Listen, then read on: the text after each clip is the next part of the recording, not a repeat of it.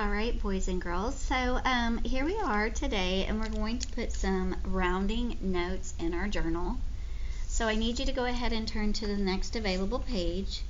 And so that I know that you have listened to this video in its entirety, I expect you to put the proper title at the top. So it says rounding to nearest tenth and hundredth. All right, so yesterday we talked about using a number line, and we have this paper to go back and refer to. We talked about writing our number, step 1, step 2, labeling the place value, step 3, recognizing the place that we are going to be rounding to, the nearest hundredth or the nearest 10, and circling that value. And then this is where we have options. If we're choosing to use the number line, what we would do is we would cover the 2 that is not circled, and we would write our starting value at the left-hand side of the number line. Then we would think about the very next hundredth, and we would write that value on the other side of the number line, giving us our endpoint. Then we would think about putting a midway point. And remember, to make that midway point easier, we're going to add a 0 to the beginning value, add a 0 to the ending value, and then think about, well, what could be between, in this case, 60 thousandths and 70 thousandths. And yes, that would be 65 thousandths. Then we would need to record these numbers in order. So this would be 3 and 61 thousandths, 3 and 62 thousandths, 3 and 63 thousandths, 3 and 64 thousandths, 65 thousandths is already labeled, 3 and 66 thousandths, 3 and 67 thousandths, 3 and 68 thousandths, and finally 3 and 69 thousandths, with 70 being our endpoint. We locate that value on the number line, and then we have to decide which endpoint is closer. In this case, it's going to be 3 and 6 hundredths.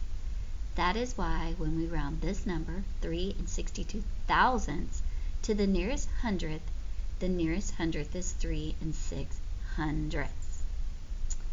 Now, another way that we can do that is taking a more efficient, kind of shortcut answer, basically kind of thinking about our number line without writing our number line. So that's where I want to begin today. What I want to begin today is putting some information in our notebook. So this is where you're going to pick up your pencil and you're going to write with me.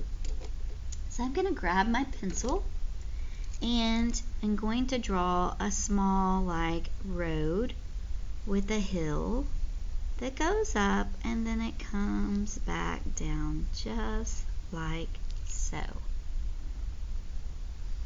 And on the starting point, I want to think about perhaps maybe having a gas station and another gas station, a lot like our endpoints.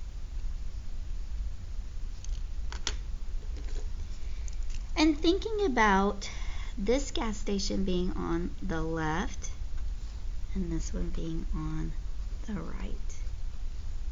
And thinking about driving a car.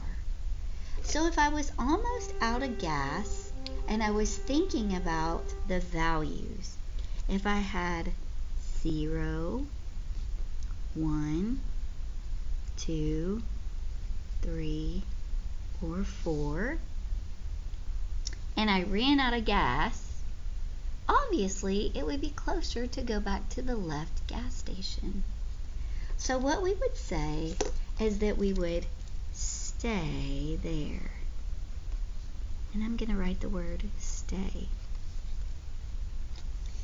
If I ran out of gas at the top of my hill, I have the value 5, and on the other side of my hill I have 7, 8, 6, 7, 8, and 9.